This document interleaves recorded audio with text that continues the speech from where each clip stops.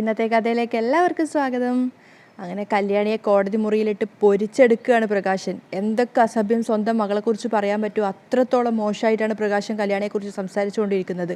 കാരണം വഴിവിട്ട് നടക്കുന്ന ഒരു പെൺകുട്ടിയാണ്. 6-7 വയസ്സ് തൊട്ടേ അവളുടെ യഥാർത്ഥ സ്വഭാവം കാണിച്ചു തുടങ്ങി. ആ നാട്ടിലുള്ള ആൺകുട്ടികളൊക്കെ അവൾക്ക് പിന്നാലെയായിരുന്നു. പിന്നെ ഞാൻ എന്നെക്കൊണ്ടാവുന്ന രീതിയിലും ഒരച്ഛനെന്ന നിലയിൽ ഉപദേശിച്ചു. അതുപോലെ തന്നെ അവൾക്കറിയാവുന്നവരെ കൊണ്ടും എനിക്കറിയാവുന്നവരെ കൊണ്ടും ഒക്കെ ഉപദേശിപ്പിച്ചു. പക്ഷേ എവിടെ നന്നാവാൻ എന്നൊക്കെയാണ് കോടതിയോട് പ്രകാശൻ പറഞ്ഞുകൊണ്ടിരിക്കുന്നത്. അതേസമയം കല്യാണി ചിന്തിക്കുന്നത് കുട്ടിക്കാലത്ത് അച്ഛൻ്റെ മുന്നിലൊന്ന് അകപ്പെട്ടു പോയി കഴിഞ്ഞാൽ ഒരു നികൃഷ്ട ജീവിയെ പോലെ കല്യാണിയെ എന്താ പറയുക തട്ടി മാറ്റുന്ന ഒരു അച്ഛൻ്റെ രൂപമായിരുന്നു കല്യാണിയുടെ മനസ്സിലുണ്ടായിരുന്നത്. കല്യാണി ആ ഓർമ്മകളിലൊക്കെ നിൽക്കുന്ന സമയത്ത് പ്രകാശൻ പറയുന്നുണ്ട്, പിന്നെ 10-22 വയസ്സായപ്പോൾ അവൾ ഏതോ ഒരു ധനികനെ വളച്ചെടുത്തു. അവൻ്റെ പേര് കിരൺ. സ്വന്തം അച്ഛൻ പറയുന്നത് കേട്ട് കല്യാണി നിന്ന് ഉരുകുകയായിരുന്നു. അതേപോലെ തന്നെ കിരൺ അയാളെ കൊല്ലാനുള്ള ദേഷ്യം ഉണ്ടായിരുന്നു. അപ്പോഴും പ്രകാശൻ കോടതിയോട് പറഞ്ഞു കൊടുക്കുകയാണ്, എൻ്റെ സാറേ, കുട്ടിക്കാലം തൊട്ടേ ഇങ്ങനെ ഓരോരുത്തന്മാരെ വളച്ചെടുത്ത് നല്ല പരിചയമുള്ളത് കൊണ്ട് അവൾക്ക് പുതിയൊരുത്തനെ വളച്ചെടുക്കാൻ വലിയ ബുദ്ധിമുട്ടൊന്നും ഉണ്ടായില്ല. പിന്നെ ഇവന് ഇത്തിരി പണം കൂടി ഉണ്ടല്ലോ. സ്വത്ത് മോഹിച്ച് നടന്നപ്പോൾ പിന്നെ കാര്യങ്ങളെല്ലാം കൂടെ ശുഭമായിട്ട് നടന്നു. പിന്നെ ഒരു നിവൃത്തിയില്ലാത്തതുകൊണ്ട് ഞാനൊന്നും പറയാനും പോയില്ല. ആ കല്യാണം അങ്ങ് നടക്കട്ടെ എന്ന് വിചാരിച്ചു. അല്ലാതെ നമ്മളെപ്പോലൊരു അച്ഛന് പിന്നെ എന്താണ് സാറേ ചെയ്യാൻ പറ്റുന്നത്? പിന്നെ ഞാൻ അവളുടെ മുഖത്തേക്ക് നോക്കിയിട്ടില്ല സാർ. പക്ഷേ എൻ്റെ മോനെ എവിടെ വെച്ച് കണ്ടാലും വഴിയിൽ നിർത്തുക, അധിക്ഷേപിക്കുക, കുറ്റം പറയുക, തല്ലുക, ഒരച്ഛനെന്ന രീതിയിൽ എനിക്കത് സഹിക്കാൻ പറ്റുമോ സാറേ? ഇതുപോലൊരു ദിവസം അവൻ വഴിയിൽ കൂടി നടന്നു പോകുമ്പോഴാണ് നാട്ടുകാരുടെ മുന്നിൽ വെച്ച് അവൾ അവൻ്റെ ചെകിടത്തടിച്ചത്. ഒക്കെ കോടതി നോട്ട് ചെയ്യുന്നുണ്ടായിരുന്നു. അപ്പം പ്രകാശൻ പറയാ, നല്ല തഴമ്പുള്ള കയ്യാ സാറേ. അവളുടെ കൈയുടെ പാട് ഇപ്പോഴും അവൻ്റെ കവിളത്ത് കാണാം. അപ്പോൾ കോടതി ചോദിക്കുന്നുണ്ട്, ഈ തഴമ്പുള്ള കൈ എന്ന് പറയുമ്പോൾ കഠിനമായ ജോലി എടുക്കുന്ന കൂട്ടത്തിലായിരുന്നോ തൻ്റെ മോള്? അപ്പോൾ ചെറുതായിട്ടൊന്ന് പ്രകാശം പതറുന്നുണ്ട്. എന്നിട്ട് പറയാണ്, അത് പിന്നെ കുട്ടിക്കാലത്ത് അവളുടെ സ്വന്തം ഇഷ്ടത്തിന് അവൾ കൂലിപ്പണിക്കൊക്കെ പോകുമായിരുന്നു സാറേ. പിന്നെ പറയാണ്, സാറേ പഠിക്കാൻ വരെ വിട്ടതാ. പിന്നെ സ്കൂളിലും വലിയ വലിയ പ്രശ്നങ്ങൾ ഉണ്ടാക്കിയപ്പോൾ 3-ാം ക്ലാസ്സിൽ വെച്ച് പഠിത്തം വരെ നിർത്തേണ്ടി വന്നു. കല്യാണി അയാളൊരു നികൃഷ്ട ജീവിയെ പോലെയാണ് നോക്കിക്കാണുന്നത്. ഇത്രയും മോശമായിട്ട് സ്വന്തം മകളെക്കുറിച്ച് സംസാരിക്കുന്ന ഒരു അച്ഛൻ എന്ന് പോലും വിളിക്കാൻ പറ്റാത്തൊരു വ്യക്തി. അപ്പം കോടതി പ്രകാശനോട് ചോദിക്കുന്നുണ്ട്, ഇതേ അഭിപ്രായം തന്നെയാണോ തൻ്റെ ഭാര്യയ്ക്കും ഈ മകളെക്കുറിച്ച് പറയാനുള്ളത്? അത് പിന്നെ സാറേ, എൻ്റെ ഭാര്യ അവൾക്ക് ഫുൾ സപ്പോർട്ടാ. എൻ്റെ മോനെ കണ്ണെടുത്താൽ കണ്ടുകൂടാ സ്ത്രീക്ക്. പിന്നെ ഇവളൊരു ധനികനെ കല്യാണം കഴിച്ചപ്പോൾ സുഖം അന്വേഷിച്ച് ഇവർക്കൊപ്പം പോയി അവൾ. എനിക്ക് ഉപേക്ഷിക്കേണ്ടി വന്നു സാറേ. പ്രകാശൻ നെഞ്ചുപൊട്ടുന്ന വേദനയോടൊക്കെ പോലെയാണ് പറയുന്നത്. അപ്പം പ്രകാശൻ്റെ വക്കീൽ തന്നെ ചോദിക്കുന്നുണ്ട്, മകള് തെറ്റ് ചെയ്യുന്നതൊക്കെ സ്വാഭാവികമാണ് പ്രകാശ, എന്ന് വെച്ച് ഇങ്ങനെ നിഷ്കരുണ മകളെ ഉപേക്ഷിക്കുന്നത് അത്ര നല്ലതാണോ? അപ്പോഴേക്കും പ്രകാശം ഒന്നുകൂടെ സോഫ്റ്റ് ആവുകയാണ്. സാറേ, ഈ കോടതി മുമ്പാകെ ഇങ്ങനെയുള്ള കാര്യങ്ങളൊക്കെ സംസാരിക്കുന്നത് എനിക്ക് ഭയങ്കര നാണക്കേടാണ് സാറേ. ഒരച്ഛൻ എന്ന നിലയ്ക്ക് സ്വന്തം പെൺകുഞ്ഞ് ഒരു പേരുദോഷം കേൾപ്പിച്ചു കഴിഞ്ഞാൽ, അതും കല്യാണത്തിന് മുമ്പ് പേരുദോഷം കേൾപ്പിച്ചു കഴിഞ്ഞാൽ ഏതെങ്കിലും ഒരു അച്ഛന് സഹിക്കാൻ കഴിയുമോ സാറേ? കല്യാണി ഇങ്ങനെ അന്തം വിട്ട് കേട്ട് നിൽക്കുകയാണ്. കിരണും സോണിയൊക്കെ അത്ഭുതപ്പെട്ടു പോവുകയാണ്. പ്രകാശൻ എന്തൊക്കെ കാര്യങ്ങളാണ് കല്യാണിയെക്കുറിച്ച് പറയുന്നതെന്ന് കേട്ട് നിന്നപ്പോൾ.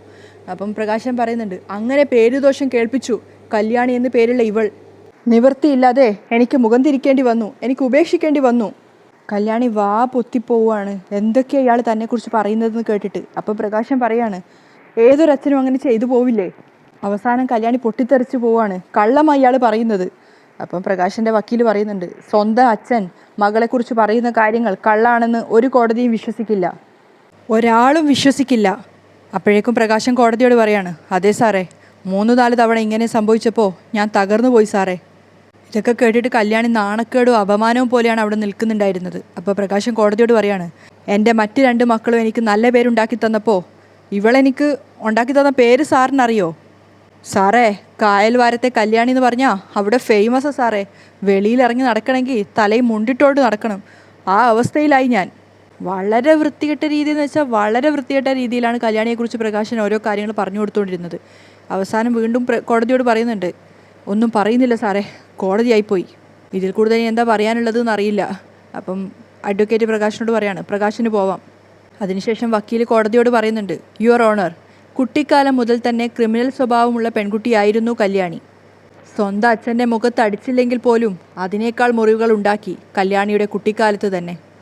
കല്യാണി അന്താളിപ്പോട് കൂടിയാണ് അയാൾ പറയുന്ന ഓരോ കാര്യങ്ങളും കേട്ട് നിൽക്കുന്നത്. എന്തൊക്കെയാണ് പറയുന്നത് എന്നൊരർത്ഥത്തിൽ.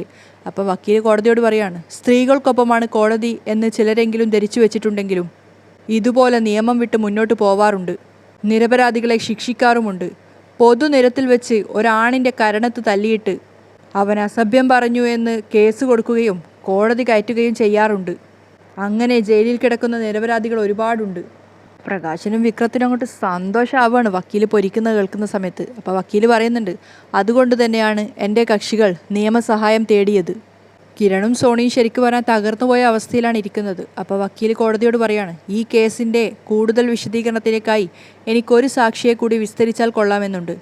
Okay, you can proceed. അങ്ങനെ കോടതി അടുത്ത ദൃക്സാക്ഷിയെ കൂടെ വിളിക്കുകയാണ്. അത് വേറെ ആരുമല്ല, അന്ന് കല്യാണി തല്ലുന്ന സമയത്ത് അവിടെ വന്നിട്ട് സംസാരിച്ചിട്ടുണ്ടായിരുന്ന ആ ചേച്ചിയാണ്, വിക്രം സംസാരിച്ചുകൊണ്ടിരുന്ന ആ ചേച്ചി. ശുഭ എന്നാണ് അവരുടെ പേര്. ശുഭ കൂടിനകത്തേക്ക് കയറിയപ്പോഴേക്കും പ്രകാശിൻ്റെ വക്കീൽ ചോദിക്കുന്നുണ്ട്, വിക്രത്തിനെ കല്യാണി എന്ന പെൺകുട്ടി തല്ലിയതിന് ശുഭ സാക്ഷിയായിരുന്നില്ലേ? അതെ. യഥാർത്ഥത്തിൽ അവിടെ എന്താണ് സംഭവിച്ചത്? റോഡരികിൽ വെച്ച് ആ ചെറുപ്പക്കാരനെ ഈ പെൺകുട്ടി തല്ലുകയായിരുന്നു. ഒരുപാട് തല്ലി, ഇരു കവിളിലും തല്ലി, കുത്തിപ്പിടിച്ച് തള്ളി. ആ ചെറുപ്പക്കാരൻ വന്ന് വീണത് എൻ്റെ മുന്നിലാ.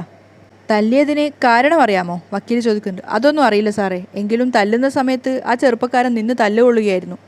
തിരിച്ച് പ്രതികരിച്ചതുപോലുമില്ല. അതൊക്കെ കോടതി നോട്ട് ചെയ്യാണ്. അതേസമയം പ്രകാശനും വിക്രവും കൂടെ സന്തോഷത്തോടെ ചിരിക്കുന്നുണ്ട്, എല്ലാ കാര്യങ്ങളും അവർക്ക് അനുകൂലമായി എന്നുള്ളൊരു ആശ്വാസത്തിൽ. അതിനുശേഷം അവരോട് പൊയ്ക്കോളാൻ പറയുകയാണ്. അപ്പോൾ പ്രകാശനും വിക്രം സന്തോഷത്തോടു കൂടിയാണ് ഇരിക്കുന്നത്. കിരണും സോണി ഏകദേശം കേസ് തോറ്റു, കല്യാണി ജയിലിൽ പോകുന്നുള്ളൊരവസ്ഥയിലായിട്ടാണുള്ളത്. അപ്പം വക്കീൽ കോടതിയോട് പറയാണ്, യുവർ ഓണർ, ഇതുപോലെ ഒരുപാട് സാക്ഷികൾ ഈ കേസിനുണ്ട്. അവിടെ കൂടി നിന്നിരുന്ന ആൾക്കാരുടെ മുന്നിൽ വെച്ചാണ് കല്യാണി ഈ ഒരു കൃത്യം ചെയ്തിരിക്കുന്നത്. അവരുടെ അച്ഛൻ്റെ മൊഴിയിൽ നിന്നും കുട്ടിക്കാലം തൊട്ടേ അച്ഛനാൽ വെറുക്കപ്പെട്ടിരുന്ന ഒരു പെൺകുട്ടിയാണ് ഈ കല്യാണി. അങ്ങനെയുള്ളപ്പോൾ ആങ്ങളെ പെങ്ങളെ തള്ളിക്കളയുന്നത് സ്വാഭാവികമാണ്. അങ്ങനെ അച്ഛനും ആങ്ങളെയും തള്ളിക്കളഞ്ഞൊരു പെൺകുട്ടി അവരെ വഴിയിൽ വെച്ച് കാണുമ്പോൾ തടഞ്ഞു നിർത്തേണ്ട കാര്യമില്ല. അഥവാ അങ്ങനെ തടഞ്ഞു നിർത്തിയാൽ തന്നെ തല്ലേണ്ട കാര്യവുമില്ല.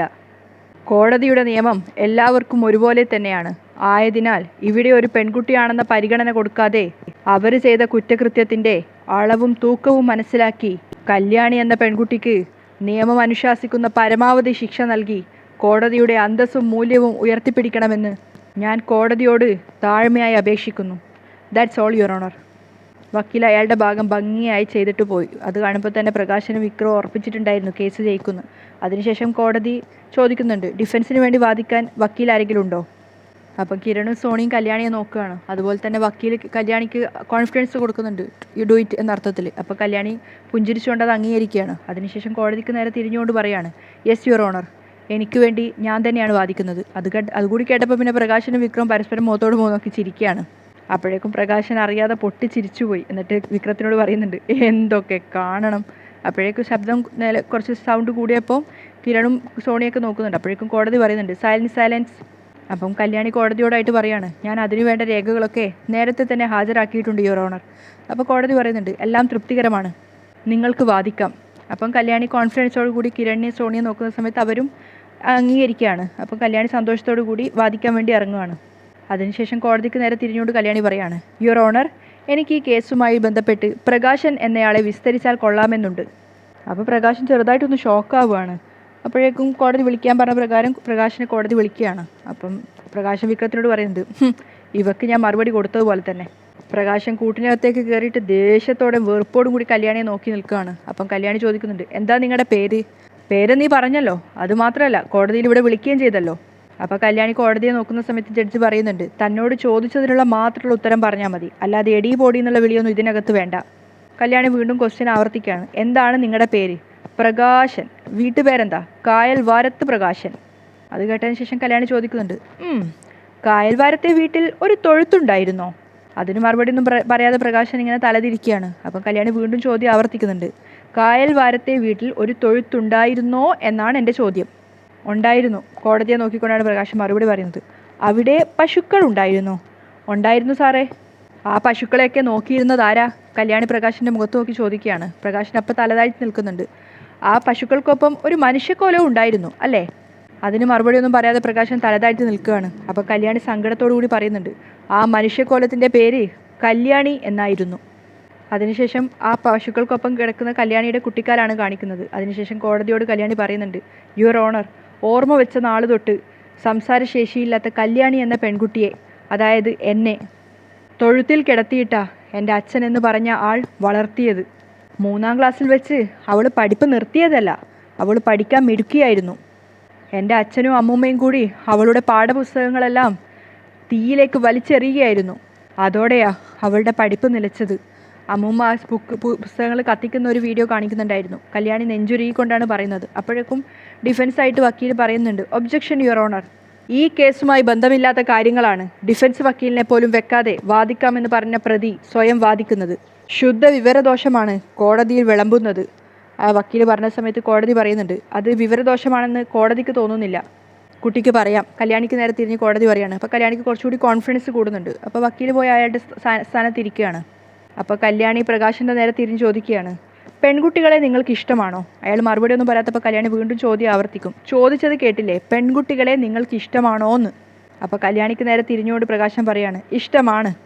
എൻ്റെ മൂത്ത മകള് ഒരു പെൺകുട്ടിയാണ് മാഡം. അപ്പോൾ കല്യാണി കോടതിയോട് പറയാണ്, യുവർ ഓണർ, എൻ്റെ ഭാഗം ശരിയാണെന്ന് തെളിയിക്കാൻ എനിക്ക് എൻ്റെ ചേച്ചിയെ വിസ്തരിച്ചാൽ കൊള്ളാമെന്നുണ്ട്. പ്രൊസീഡ്. അപ്പോൾ കാദംബരിയെ കോടതിയിലേക്ക് വിളിപ്പിക്കുകയാണ്. പ്രകാശൻ ഇറങ്ങിയെടുത്ത പകരം കാദംബരി കയറുകയാണ്. അതിനുശേഷം കല്യാണി ചോദിക്കുന്നുണ്ട്, നിങ്ങൾ പ്രകാശൻ്റെ മൂത്ത മകളല്ലേ? അതെ. ഈ പ്രകാശന് പെൺകുട്ടികളോടുള്ള സമീപനം എങ്ങനെയാണ്? അപ്പോൾ കാദംബരി കോടതിയോടായിട്ട് പറയാണ്, പെൺകുട്ടികളെ ഞങ്ങളുടെ അച്ഛന് കണ്ണെടുത്താൽ കണ്ടുകൂടാ. മൂത്ത മകളായതിനാൽ എനിക്ക് അതിനു വേണ്ടുന്ന പരിഗണന കിട്ടിയിട്ടില്ലെങ്കിലും കല്യാണിയെ വെറുത്തതുപോലെ എന്നെ വെറുത്തിട്ടില്ല. അപ്പോൾ പ്രകാശന് വിക്രം ചെറുതായിട്ടൊന്ന് പതറുന്നുണ്ട് കാദംബരിയുടെ സംസാരം കേൾക്കുന്ന ടൈമിൽ. അപ്പം കാദംബരി കോടതിയോടായിട്ട് പറയാണ്, എൻ്റെ അമ്മയുടെ വയറ്റിൽ കല്യാണി ഉണ്ടായിരുന്ന സമയത്ത് പെൺകുഞ്ഞാണെന്ന് അറിഞ്ഞതിന് ശേഷം എൻ്റെ അച്ഛൻ അതിനെ നശിപ്പിക്കാൻ ഒരുപാട് ശ്രമിച്ചു. അവസാനം അമ്മയ്ക്ക് വിഷവും കൊടുത്തു കുഞ്ഞിനെ കൊല്ലാനായിട്ട്. പ്രകാശനെ ഏകമൊത്ത അടികൊണ്ടൊരവസ്ഥയിലാണ് ഇരിക്കുന്നത്.